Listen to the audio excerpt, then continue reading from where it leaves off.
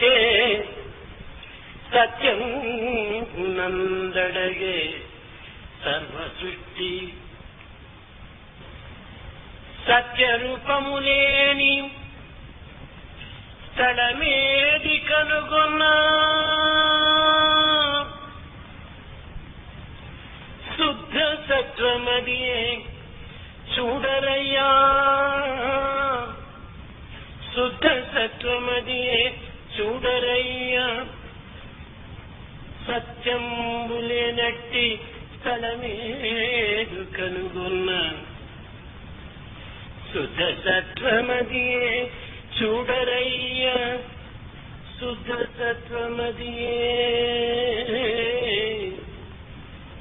శుద్ధ సత్వమదియే చూడరయ్యా. ఏకం సత్విప్రా బహుధా వదంతి. సత్యం ఒక్కటే అయినప్పటికీ ఋషులు దానికి అనేక నామములు చెబుతూ వచ్చారు. సత్యము ఏ ఒక్కరి సొత్తు కాదు, ఏ ఒక్క దేశమునకు సంబంధించినటువంటిది కాదు, ఏ ఒక్క మతమునకు సంబంధించినటువంటిది కాదు, ఏ ఒక్క కాలమునకు సంబంధించినటువంటిది కాదు. దేశ కాల పాత్ర మత అతీతమైనటువంటి ఒక సత్యము.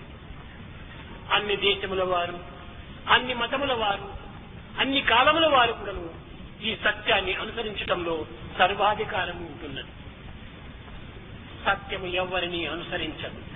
ప్రతి మానవుడు కూడా సత్యమునే అనుసరించాలి. మానవ పితామహుడైనటువంటి మనువు ఈ సత్యమునే జగత్తులకు ప్రబోధిస్తూ వచ్చాడు.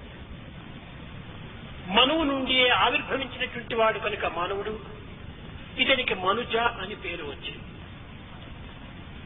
మానవుడు సత్యవాక్ పరిపాలనకై సర్వమును త్యాగం చేయాలని కూడాను మనువు యొక్క శాసనం. కానీ దేశకాల పరిస్థితుల ప్రభావం పురస్కరించుకొని ఈనాడు దీనికి విరుద్ధమైన మార్గమును అనుసరిస్తూ ఉన్నది. సత్యం జన విరోధాయ అసత్యం జనరంజనం సురా విక్రేయతే స్థానే దద్యాదికం పీత్వా గృహే గృహే. సత్యం జన విరోధాయ అసత్యం జనరంజనం. ఈనాటి మానవులకు అసత్యమే అది రుచిగా తోస్తుంది, సత్యము విరోధముగా భావిస్తుంటారు. ఈనాటి మానవుడు అన్నింటినీ తెలుసుకున్నటకు ప్రయత్నిస్తున్నాడు, కానీ సత్యాన్ని తెలుసుకున్నటకు ప్రయత్నించటం లేదు. సత్యము నుండి ఏ సర్వభోగములు సర్వభాగ్యములు లభిస్తూ ఉన్నవి. ప్రాచీన కాలమునందు సత్యం వలనే ప్రభువులు పాలన చేయగలుగుతూ వచ్చారు. సత్యమే శీలము, సత్యమే మతము, సత్యమే ప్రాణము, సత్యమే తపస్సు, సత్యమే దైవము. ఇట్టి నిత్య సత్యమును విస్మరించి ప్రాకృతమైన అనిత్యమైన అసత్యాన్ని విశ్వసించి మానవత్వాన్ని కోల్పోవటంలో మానవుని యొక్క బలహీనత ప్రకటితమవుతున్నది. మనువు మరొక విషయాన్ని కూడా జగత్తులకు ప్రకటితం చేస్తూ వచ్చాడు. సత్యం బ్రూయాత్, ప్రియం బ్రూయాత్, ప్రబ్రూజాత్ సత్యం అప్రియం. అనగా ప్రియము కదా అని అసత్యం ఆడకూడదు, అప్రియము కదా అని కేవలము సత్యమును కఠినంగా చెప్పకూడదు. ప్రతి మానవుడు కూడాను సత్యమునే పలకాలి, ప్రీతికరమైనటువంటి సత్యాన్ని పలకాలి. దీనినే భగవద్గీత యందు అనుద్వేగకరం వాక్యం సత్యం ప్రీతి హితం చేయత్. అనుద్వేగకరం వాక్యం సత్యం ప్రీతి హితం చేయత్. ప్రీతి హితముగాను అనుద్వేగముగాను ప్రీతిగాను ఉండాలి. కన్నులు లేని వ్యక్తిని మనం చూసినప్పుడు నిజం సత్యమే. కానీ సత్యము కదా అని ఓ గుడ్డివాడా అనిపించినప్పుడు అతనికి అప్రీతి తోస్తుంది. ఆ పదము వినగనే అతనికి మనసుకు బాధ కలుగుతుంది. పలికినది సత్యమే, కానీ వ్యక్తికి అప్రీతి కలిగించింది. ఒక కుంటివాడిని చూసినప్పుడు కాళ్ళు లేవని సత్యమే మనకు తెలిసింది, కానీ అతని ఓ కుంటివాడా అనిపించినప్పుడు అతని మనసు బాధ కలుగుతుంది. కనుక సత్యమైనప్పటికీ అతనికి బాధ కలుగునటువంటి మార్గమును పురస్కరించుకొని వేరొక మార్గంలో అతన్ని పిలిచటము చాలా ఉత్తమం. సత్యము సత్యమని ఇతరులకు బాధ కలిగించేటువంటి సత్యమును కూడాను మనం ప్రవేశపెట్టుకోరాదు. కనుక మానవుని యొక్క నడతలను సక్రమమైనట్టుగా లేనప్పుడు మానవుని యొక్క వ్యక్తిత్వాన్ని కోల్పోతాడు. కనుక మానవత్వం యొక్క వ్యక్తిత్వాన్ని మనము అభివృద్ధి గావించుకునవలనన్నా సత్య మార్గము, ప్రీతి మార్గమును మనము అనుసరించాలి. సమస్త వేదములకు ఉపనిషత్తు శిరస్సు వంటిది. ఈ ఉపనిషత్తులకు ఈశావాస్యం అనేటువంటి ఉపనిషత్తు శిరస్థాయికి కూడినటువంటిది. ఈ ఈశావాసికోపనిషత్తు కేవలము ఒక శుక్ల యజుర్వేదమునందు కొంత మంత్రరూపమై ఉంటున్నారు. ఇది కర్మ మార్గమును పురస్కరించుకొని 39వ అధ్యాయం వరకు ప్రబోధిస్తూ వచ్చింది. 40వ అధ్యాయంలో ప్రవేశించేటప్పటికీ జ్ఞానమును ప్రారంభిస్తుంది. అక్కడి నుండియే ఈశావాసికోపనిషత్తు ప్రారంభమవుతుంది. కర్మమునకు ప్రతిపాదించేటువంటిది జ్ఞానము, జ్ఞానమునకు ఆధారము కర్మ, కర్మజ్ఞానమును సమన్వయం కావించేటువంటిది ఉపనిషత్తు. కనుక మానవుడు చేయవలసినటువంటి కర్మలు తప్పక చేసియే తీరాలి. మంచి మంచి కర్మలు మంచి మనసుతో ఆచరించాలి. ఈ కర్మ యొక్క ఫలితము నేనే అనుభవించాలి అనే అభిమానములకు అవకాశం ఇవ్వకూడదు. నేను చేయటం వల్లనే ఈ కర్మ యొక్క ఫలితమును పొందగలిగినాను అనేటువంటి అహంకారములకు అవకాశం ఇవ్వకూడదు. ఈ అహంకార అభిమానములు మానవునికి కర్మబంధితుని కావిస్తుంది. ఈ ఈశావాసికోపనిషత్తునందు మానవుడు ఏ భోగమును అనుభవించవలసి వచ్చినను త్యాగము చేత భోగమును అనుభవించమని ప్రబోధిస్తూ వచ్చింది. కేవలము నిత్య జీవితంలో మానవులకు భోగములకును త్యాగములకును పొట్టు కుదరదు. త్యాగి కేవలము భోగము జోలికి పోడు, భోగి త్యాగమును చింతించడు. ఇలాంటి పరిస్థితిని యందు త్యాగముతో కూడినటువంటి భోగమును అనుభవించటము ఇది ఏ విధంగా సాధ్యమవుతుంది? దీనిని ఈశావాసికోపనిషత్తు ఆచరణలోని అహంకారమును, అనుభూతిలోని ఆసక్తిని రెండూ విసర్జించినప్పుడు త్యాగములకు భోగములకు ఎట్టి భేదము ఉండదు. కనుక అహంకార ఆసక్తులతో కూడినటువంటి యొక్క కర్మలు ఏమి చేసినప్పటికీ ఇవి భోగముతో కూడిన త్యాగములే, త్యాగముతో కూడిన భోగములే. ఈ అహంకార అభిమానములు యందు స్వార్థము సప్రయోజనము శూన్యం. స్వార్థ సప్రయోజనము లేనటువంటి కర్మలు కూడాను త్యాగముతో కూడినటువంటి భోగములే.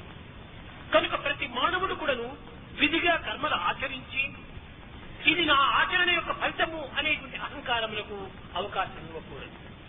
నేను చేసిన కర్మల యొక్క ఫలితము కనుక అని దీనిని తానే అనుభవించాలని అభిమానము కూడాను అవకాశం అందించరాదు. ఇది ఆత్మతత్వమును ప్రబోధించినటువంటి ఈశావాస్యం. ఈ విధమైన అహంకారములకు అభిమానములకు త్యాగము గావించి అనుభవించినటువంటి భోగమే నిజమైన యోగమని కూడాను నిరూపిస్తూ వచ్చింది. యోగమనగా ఏమిటి?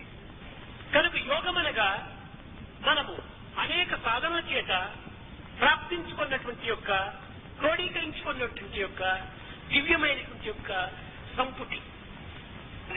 భగవద్గీత యందు యోగక్షేమం వహామ్యహం, ఈ యోగక్షేమములను నేను చూసుకుంటానన్నాడు.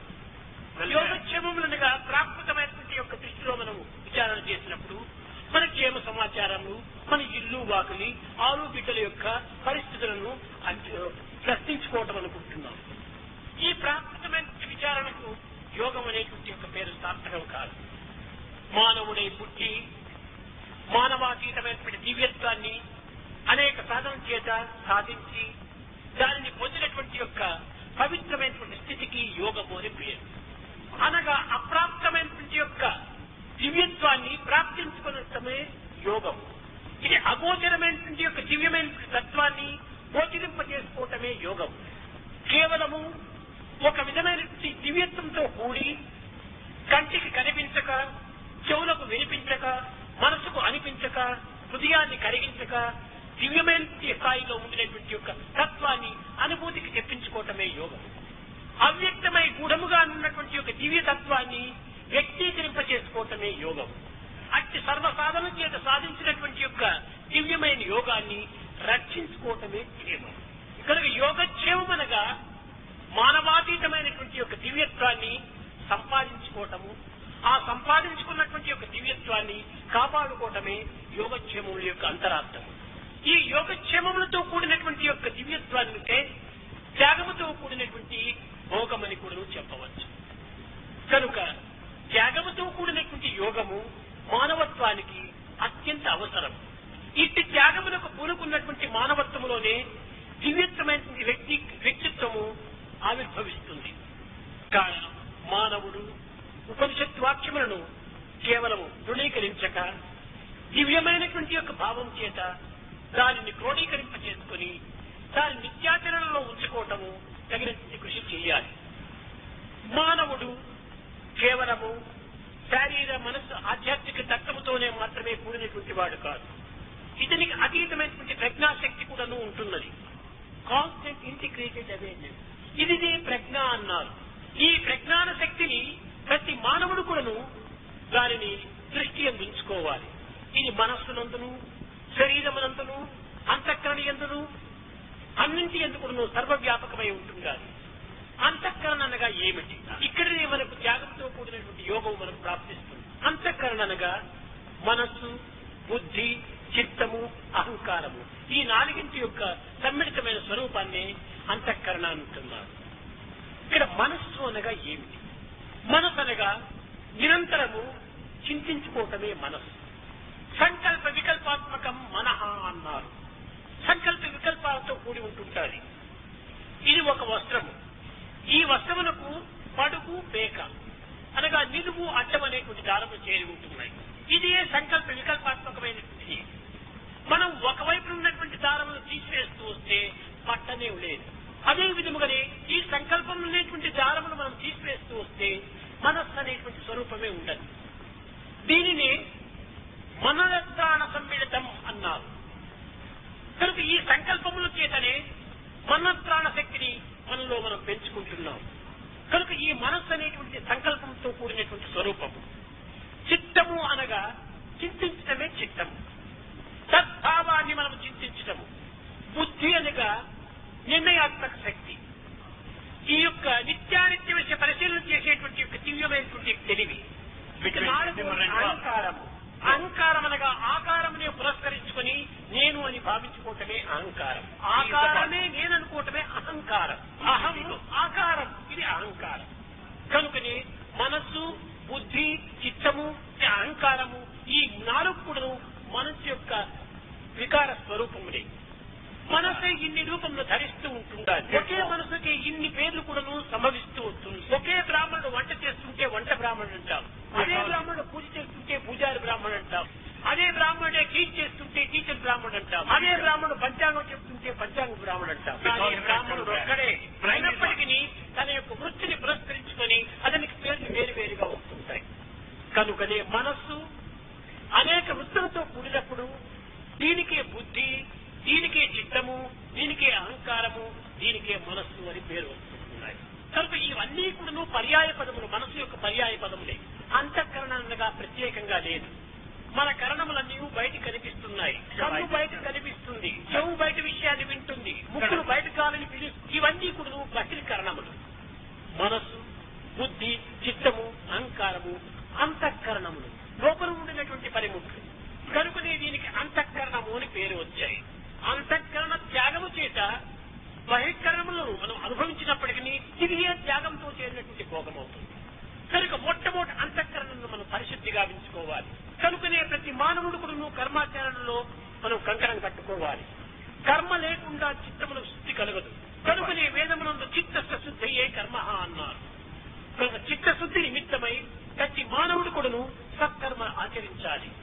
ఈ సత్కర్మ అనగా ఏమిటి? ఫలాపేక్ష లేకుండా, స్వార్థం అనేటువంటిది ఉండకుండా కర్మలు ఆచరించడమే నిష్కామ కర్మ అన్నారు.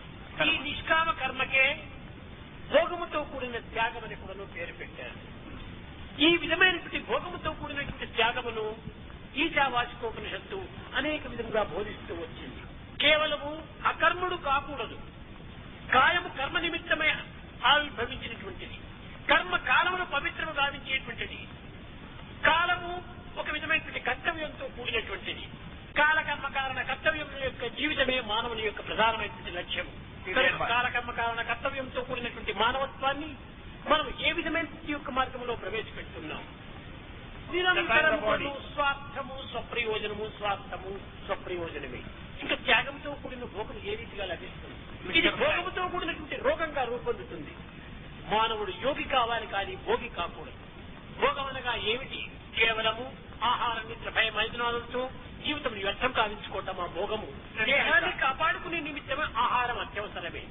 పిచ్చాన్నం దేహరక్షార్థం, వస్త్రం కీట నివారణ. మానవ జీవితం అంతా ఇప్పుడు రోగంతోనే కూడి ఉంటున్నది. మలమూత్ర దుర్గంధ మాంసరక్తమి గాని పులుగుతో బాజీలు పుట్టబోము. గొప్ప ఈ దేహము, ప్రజ్ఞడు సేవక గంప ఈ దేహము, జాత సంచలనం పొందు తుంప ఈ దేహము. కనుక భవసాగర మీదగలేని కంప ఈ దేహము, అప్పుల బదలమ్ము మన మెప్పుదలంప ఈ దేహము.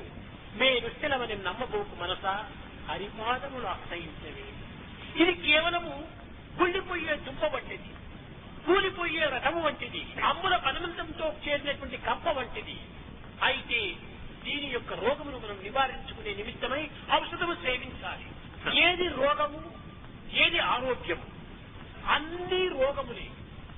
ఆకలి ఒక రోగము, అన్నం ఒక ఔషధము, దాహము యొక్క రోగము, దానికి నీరు ఒక ఔషధము.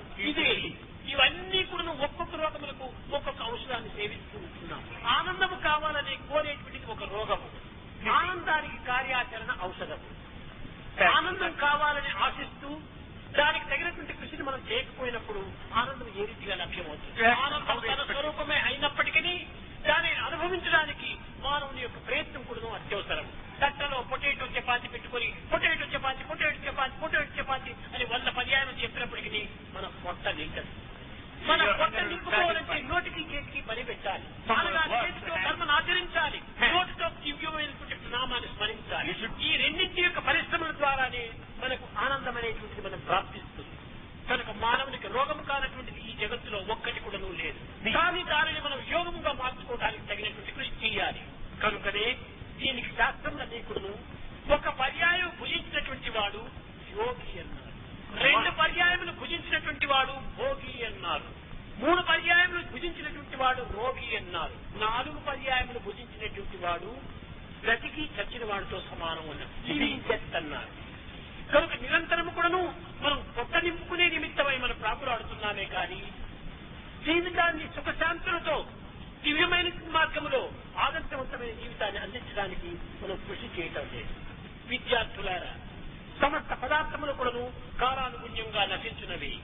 కాలకర్మకారణ కర్తవ్యంలో కలిసి వచ్చినప్పుడు కాయము కూడాను వదలవలసింది సత్యమే. కానీ కాయము మరణించినప్పటికీ ఆదర్శం అనేటువంటి శాశ్వతంగా స్థిరస్థాయిగా ఉంటుంటాది. అది చిరంజీవి తత్వం. ఆ యొక్క ఆదర్శాన్ని అందించేటువంటి వ్యక్తిగా మనం తయారు కావాలి. ఈ ఆదర్శమే తరతరముల వరకు కూడాను ప్రజల యొక్క హృదయం లోపల శాశ్వతంగా నిలిచి ఉంటుంటాయి. కనుక మనం ఆశలు ఉండవలసినదే.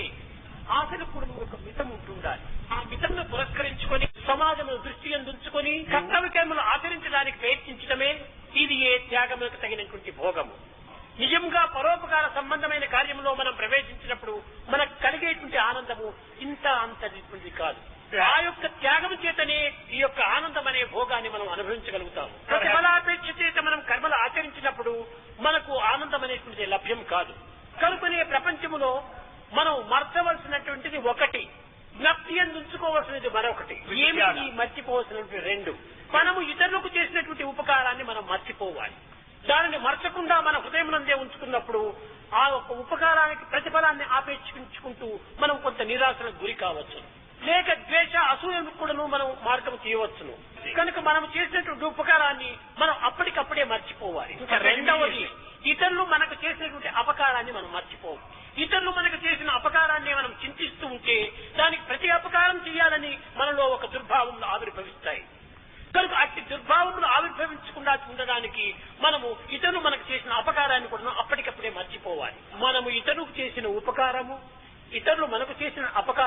రెండింటిని మరచటమే ఇది ఏ త్యాగంతో కూడిన భోగమైపోతుంది. అట్టు కాకుండా నిరంతరము కూడా నువ్వు చేసిన ఉపకారాన్ని, పరులు చేసిన అపకారాన్ని స్మరిస్తూ ఉంటుంటే కేవలము మనము మలినపు కొంపగా రూపొందుతాం. ఇది కేవలము ఒక దుర్గంధంతో కూడినటువంటి యొక్క దిబ్బ వలె తయారవుతుంది మన దేహము. ఇది మంచిది కాదు. దేనిని మనము చింతిస్తామో దాని యొక్క రియాక్షన్ మనకు ఉంటుంటుంది. కనుకనే భారతీయుల యొక్క సంప్రదాయం నందు కర్మ ఫలము అనేటువంటిది తప్పినది కాదు. భారతీయుల యొక్క విశ్వాసం 4 రకమైనటువంటి విశ్వాసములు.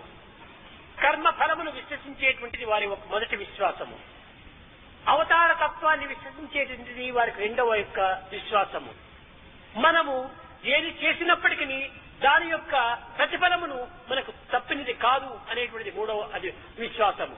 ఇంకా 4వది ఏమిటంటే ఈ జగత్తునందు మనం ప్రతి ఒక్క విషయం నందు కూడాను కొన్ని రకమైనటువంటి పవిత్రత అనేటువంటి గాఢమైనటువంటి యొక్క విశ్వాసం ఉంటుండాలి. పవిత్రము, ప్రశాంతి, పట్టుదల ఈ మూడింటి యొక్క తత్వం చేతని ఈ 4ంటిని మనం సాధించవచ్చును. ఈ మూడింటి యొక్క తత్వాన్ని మనం చక్కగా దిట్టంగా సాధించాలి. కనుకనే విద్యార్థులైన యువకులు ఇప్పటి నుంచి ఈ పవిత్రమైన మార్గంలో ప్రవేశించి మనము త్యాగముతో కూడినటువంటి భోగాలను అనుభవించడానికి ప్రయత్నించాలి. భోగముతో కూడిన భోగాన్ని ఆశించకూడదు. త్యాగము త్యాగము త్యాగము త్యాగమే మనకు ఉండేటువంటి నిజమైనటువంటి భోగం. అనేక పర్యాయాలు చెప్పాను. న కర్మణ న ప్రజయ ధనేన త్యాగేనైకే అమృతత్వ మానసు. మనము తీసుకున్నటువంటి గాలిని తిరిగి మనం వదలకపోతే మనకు క్షేమం కలుగుతుందా, హాని కలుగుతుందా? ఊపిరితిత్తులు దెబ్బతింటాయి. తీసుకున్నటువంటి ఆహారమును తిరిగి మనం విసర్జించకుండా పోతే ఇది ఉపకారమా, అపకారమా, త్యాగమా, భోగమా? కాదు, రోగంగా తయారవుతుంది, కడుపు చెడిపోతుంది. కనుకనే ఏ విధంగా మనం తీసుకున్నటువంటి దాన్ని విసర్జించవలనో అదే రీతికుండానే సంపాదించినటువంటి ధనమును కూడా త్యాగం చేస్తూ రావాలి. కనుకనే న కర్మణ న ప్రజయ ధనేన త్యాగేనేకి అమృతత్వ మానసు. మన ధనం ఏమిటి? జ్ఞానధనం, విద్యాధనము, యవ్వనధనము, ఆనందధనము, జ్ఞానధనము. ఇవన్నీ కూడా మనకు ధనంతో కూడినటువంటివి. ఇవన్నీ కూడా విద్యాధనమును మనం ఆర్జించాము. ఆ విద్యాన్ని ఇతరులకు బోధించేటువంటి దాంట్లో మనం త్యాగం చేయాలి. ఆ త్యాగం చేతనే మన విద్య మరింత పోషించుకొని అభివృద్ధిగా ఉంచుకుంటుంది. దీని ప్రబోధనే చేయకుండా పోయినప్పుడు మన విద్య అడుగంటిపోతుంది. కనుక ఎంత త్యాగం చేస్తూ ఉంటుంటామో అంత అభివృద్ధి కూడా కాంచుతుంది.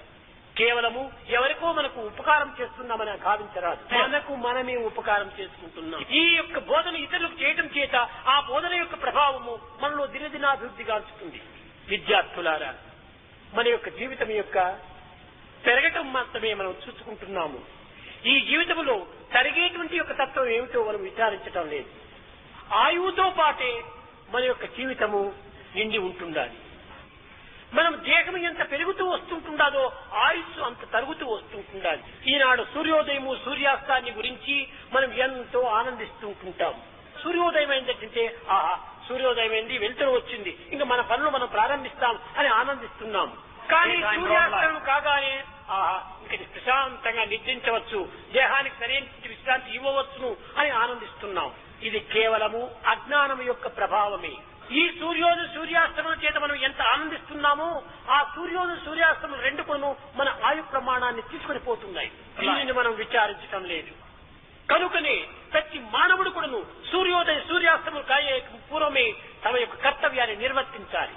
రామకృష్ణ పరమహంస కూడాను తెల్లవారి మొదలు రాత్రి వరకు కూడాను ఆ దివ్యమైన దర్శనం నిమిత్తమై ప్రాకులాడుతూ వచ్చాడు. పడక వేసుకొని పండుకోవడానికి పూర్వం కూడాను అటు ఇటు చూచేటువంటి వాడు. అయ్యో, ఈనాడు కూడాను వ్యర్థమైపోయాయని, ఈనాడు కూడాను నా కృష్ణుడు నాకు కనిపించలేదే అని చాలా విచారంతో పౌడించేటువంటి వాడు. కనుక ఈ విధమైనటువంటి ఒక్కొక్క దినము కూడాను ఒక్కొక్క క్షణంగా భావించి ఆ దివ్యమైనటువంటి యొక్క అనుభూతి కోసమై అనేక రకములుగా బాధలు పడ్డారు.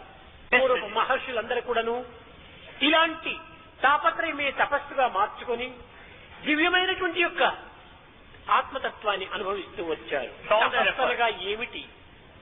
కేవలం తల కిందకు పెట్టి కాళ్ళు పైకి పెట్టి ఏదో ఒక విధమైనటువంటి దీక్షను పూనుకోవటం కాదు తపస్సు. త్రికరణ శుద్ధి, మనోవాక్కాయములను ఏకంగా భావించుకోవటమే తపస్సు. అది ఏ మహాత్ముల యొక్క ప్రభావం. మనస్సు ఏకం, వచస్సు ఏకం, కర్మణ్ణి ఏకం మహాత్మనం. మనస్సు అన్యత్, వచస్ అన్యత్, కర్మణ్ అన్యత్ దురాత్మనం అన్నారు. మనసులో ఒకటి, మాటలోది మరొకటి, క్రియలో ఇంకొకటి, ఏమాత్రం కూడా తపస్సు కానేదు, అది తమస్సుగా మారుతుంది. మానవత్వము చాలా విలువైనటువంటిది, చాలా పవిత్రమైనటువంటిది, అనుభవించదగినటువంటిది, ఆనందించదగినటువంటిది. జంతువునా నరజన్మ దుర్లభం. ఇటువంటి దుర్లభమైనటువంటి నరజన్మ మనకు ప్రాప్తించి కూడాను దీనిని అప్రాప్త రూపమైనటువంటి ప్రాప్తిలో మనం అనుభవించాలి, కానీ దుష్ప్రాప్తమైనటువంటి ప్రాప్తిలో మనం వ్యర్థం చేయకూడదు. కనుక లోక సంబంధమైన విద్యలన్నీ కూడాను అభ్యసించడంలో తప్పు లేదు, కానీ దివ్యమైనటువంటి మార్గాన్ని కూడాను కొంత చిత్తం నందుంచుకొని దానిని కూడాను మనం పోషించుకోవడానికి ప్రయత్నించాలి. కనుక మనం యోగులమే కానీ భోగులం కానీ రోగులం కానీ కాదు.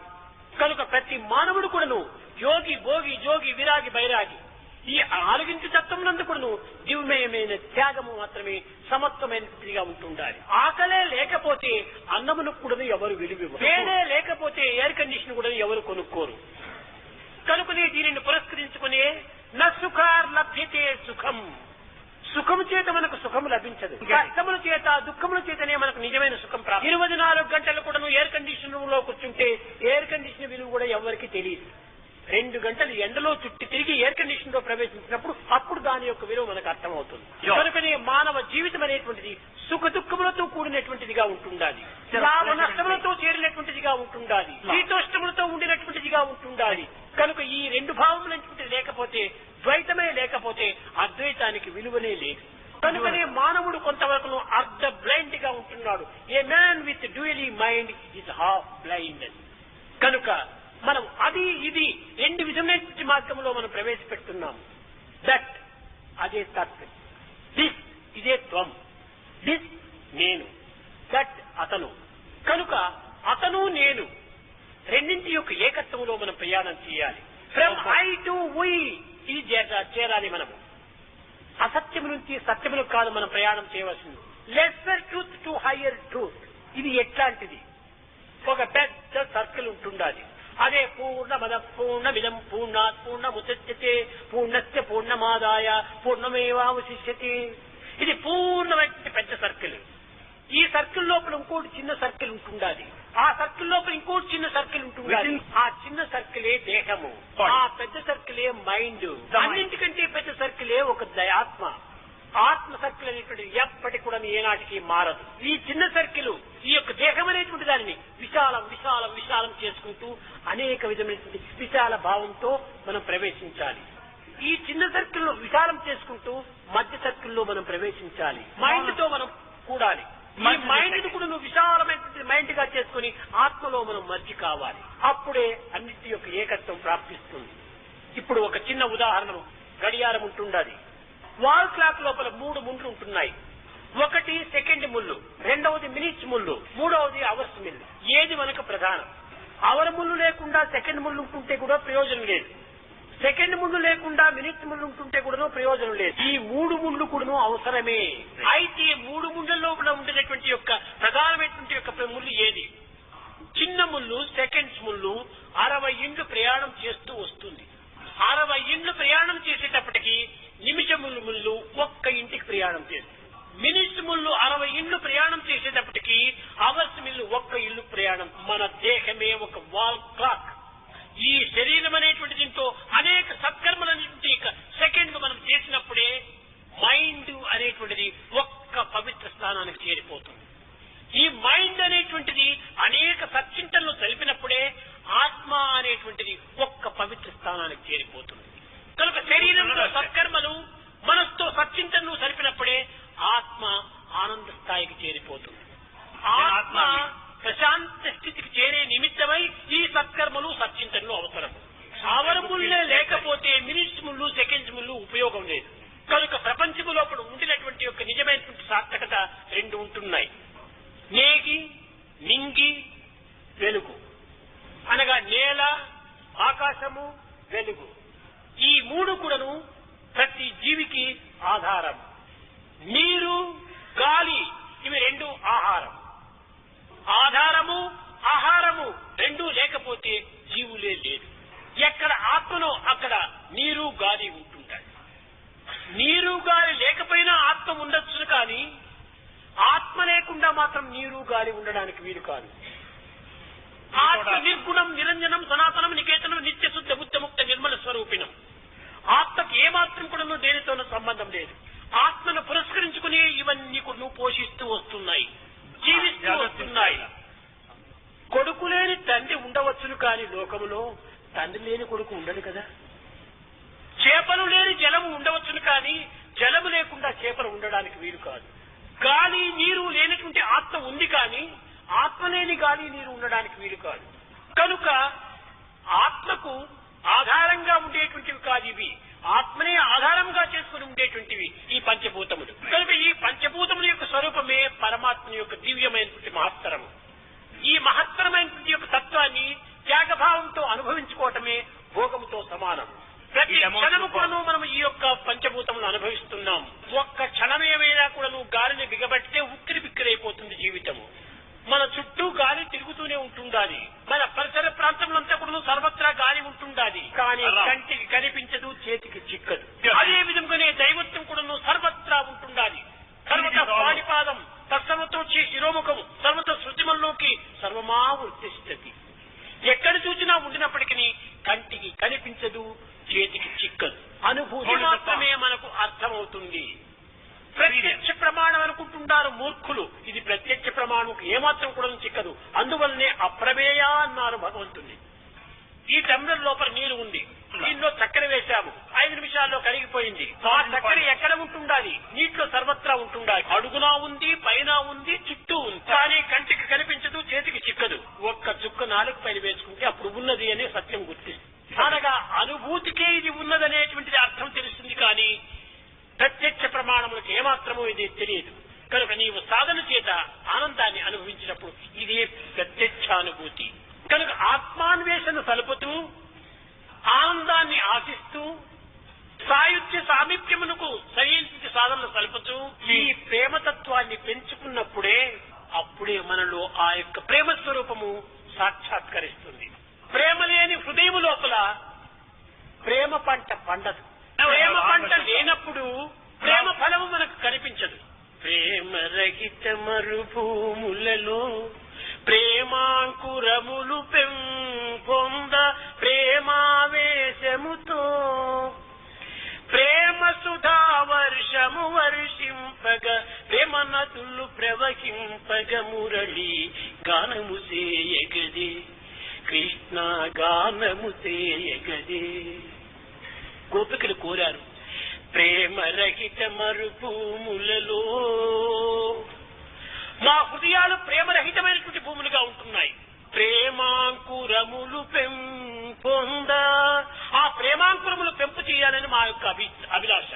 కానీ అది నీరు కోరుతుండాలి. ప్రేమ సుధా వర్షము వర్షింపగ ప్రేమ నదులు ప్రవహింపగ మురళి గానము చేయగదే. కనుక మన ప్రేమ సుధావర్షం అనగా ఏమిటి? ఆ ప్రేమ పలుకులే సుధావర్షము. ప్రేమ హృదయమే మన మరుభూములు. ప్రేమ యొక్క ప్రచారమే మన యొక్క జలము. ప్రేమ యొక్క ఫలమే మన యొక్క ఆనందం. ఈ ఆనందం అనేటువంటి ప్రవాహమే ప్రేమ సముద్రము. కనుక ఈ అనుగ్రహ సముద్రం లోపల ఈ అల్పమైనటువంటి జీవి అంకితం కావాలనుకున్నప్పుడు ప్రేమతత్వాన్ని మనం పొందాలి. దీనిని త్యాగంతో కూడినటువంటి భోగము అన్నారు. దేహ సంబంధమైన భోగం కాదు, మనో సంబంధమైన భోగము కాదు, ఆత్మ సంబంధమైన భోగము. ఇది సహజ సిద్ధమైనటువంటిది. ఇది కల్పితము కాదు, ఇది కృత్రిమము కాదు. కేవలము ఇది ఆత్మానందముతో కూడినటువంటిది. కనుక విద్యార్థులారా, ప్రేమ చేతనే ప్రపంచాన్ని దేదీప్యమానంగా వెలిగించండి. ఈనాడు ప్రేమ అనేటువంటిది శూన్యమైపోయినది. మనిషికి మధ్య పచ్చి గడ్డి వేసిన భగ్గును మండిపోతుండాలి. కనుక మనం ప్రేమను పెంచుకోవాలి.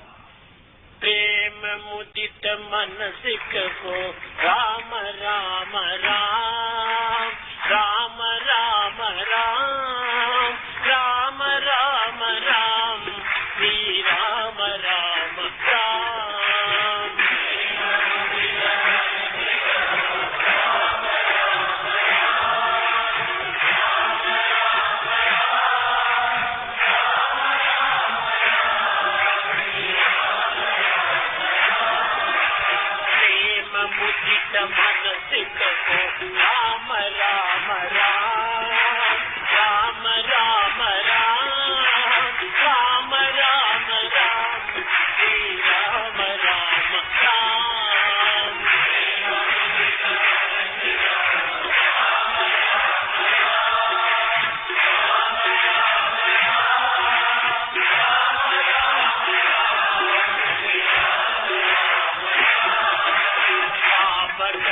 జయ శ్రీ